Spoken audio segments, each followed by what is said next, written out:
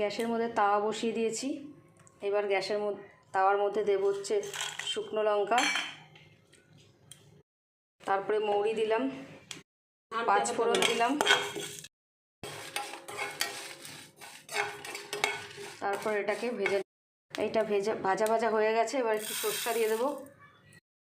সরষা দিয়ে হালকা নেড়ে চেড়ে সরষাটা সব ভাজা হয়ে গেলে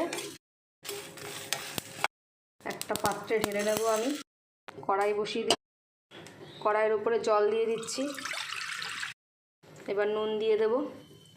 জল গরম হয়ে গেছে, এবার সজনে ডাঁটাগুলো দিয়ে দিচ্ছি। সজনে ডাঁটা দিয়ে নেড়ে চেড়ে ঢেকে দেব।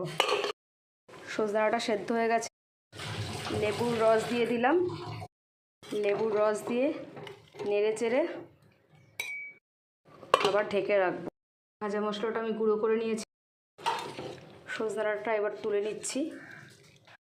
কড়াই বসিয়ে দিলাম। আবার কড়াই বসিয়ে তেঁতুলের কাঠ দিয়ে দেবো। এর মধ্যে গুড় ঢেলে দিলাম। গুড় দিয়ে নেড়ে চেড়ে নেব ভালো করে। এবার সজনে ডাঁটা দিয়ে দেবো। একটু বিট নুন দিয়ে দিলাম, নেড়ে দেবেন বিট নুন দিয়ে।